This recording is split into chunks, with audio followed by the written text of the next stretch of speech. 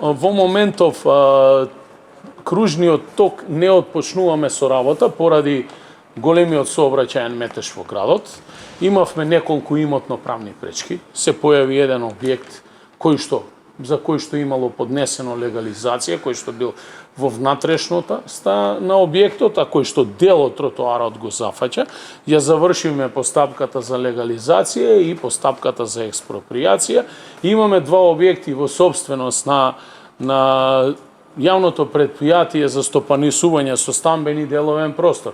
И тоа беше главната кочница, бидејќи ова јавно претпријатие немаше обезбедено средство за дислокација на тие објекти. Побаравме од јавното претпријатие да ги предостави тие објекти во собственост на општина Куманово. Тоа одеше со одлука на влада.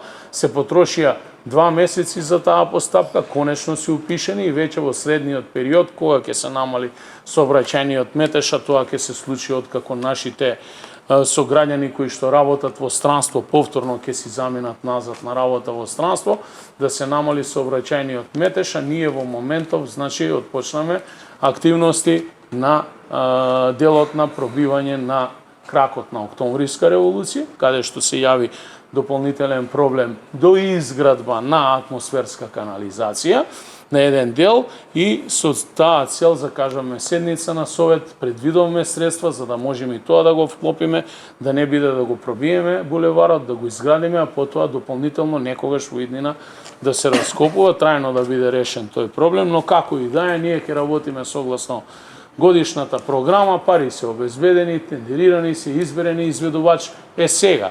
Тоа што во државата не постои лице кое што поседува лиценца да се качи на топола висока над 60 метри и да ја исече, тоа се некои објективни причини, но се соочивме со такви проблеми. Имавме и сечење на склонопадни дрва, едва и најдовме таков тип на луѓе. Му благодарам на лицето кое што се јави, мислам дека од соседна општина Липково, ни помогна тука и дополнително ќе продолжиме со имплементација на годишната програма која што води прилично добро оваа година.